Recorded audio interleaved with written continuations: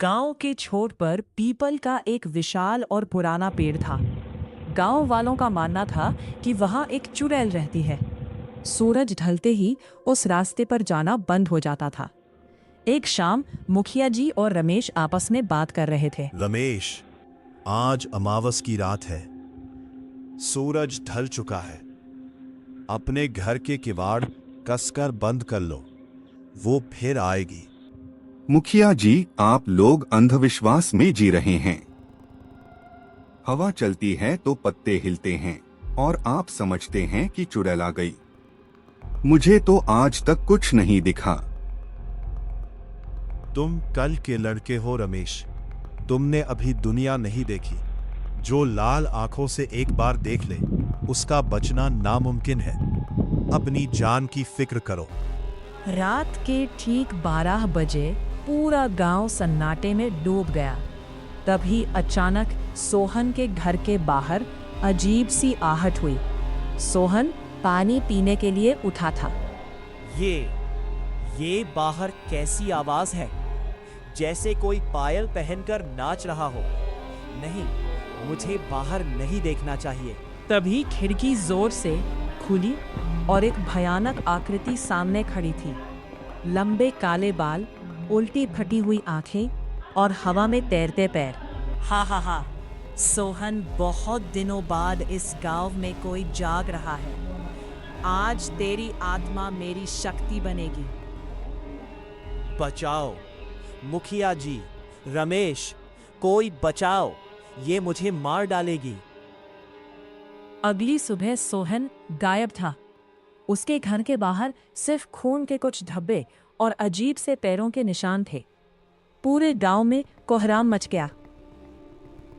हाय राम, अनर्थ हो गया। मैंने कल रात सोहन की चीख सुनी थी। मेरी तो छाती ही फट गई। वो चुड़ैल अब एक एक करके सबको निगल जाएगी। शांत हो जाओ काकी। अब रोने से कुछ नहीं होगा। हमें तुरंत बगल के गांव से तांत्रिक बाबा को बुलाना होगा। वही इस बला से पीछा छुड़ा सकते हैं। रुको मुखिया जी, तांत्रिक के चक्कर में समय बर्बाद मत करो। सोहन गायब है, इसका मतलब वो जिंदा भी हो सकता है।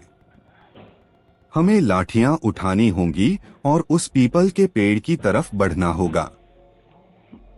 रमेश गांव के कुछ नौजवानों को लेकर जबरन पीपल के पेड़ के पास पहुंचा। दिन का उजाला था, इसलिए डर कम था। वहां पहुंचकर रमेश को पेड़ की जड़ के पास एक पुरानी जंजीर और एक पोटली दिखाई दी। अरे, ये देखो, यहाँ जमीन खोदी गई है। इस पोटली में तो पुराने गहने और एक खत है।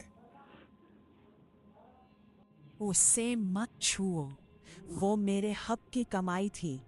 सालों पहले इस गांव के कुछ लालची लोगों ने मुझे मारकर मेरे गहने यहाँ छुपा दिए थे। जब तक मुझे इंसाफ नहीं मिलेगा, मैं इस गांव को नहीं छोड़ूंगी। चुड़ैल की बात सुनकर रमेश दंग रह गया। खत पर मुखिया जी के खानदान का पुराना नाम लिखा था। रमेश तुरंत गांव वापस आया और पंचायत बुलाई। मुखिया जी, यह खत देखिए। इस पर आपके दादाजी के हस्ताक्षर हैं।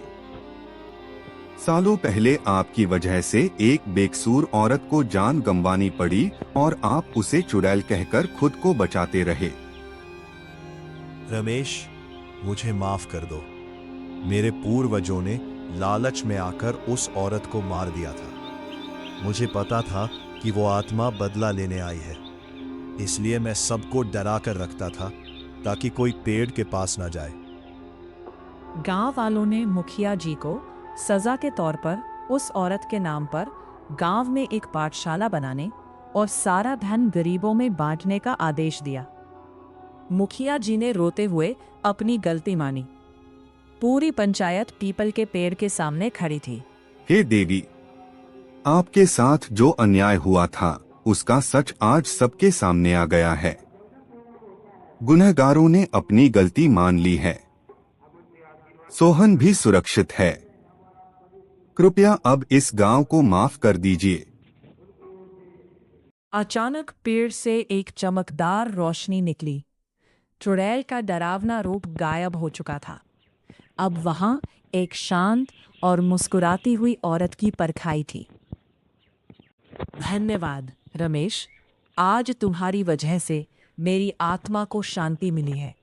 अब मैं जा रही हूँ। इस गांव पर अब कभी कोई संकट नहीं आएगा। रोशनी आसमान में विलीन हो गई।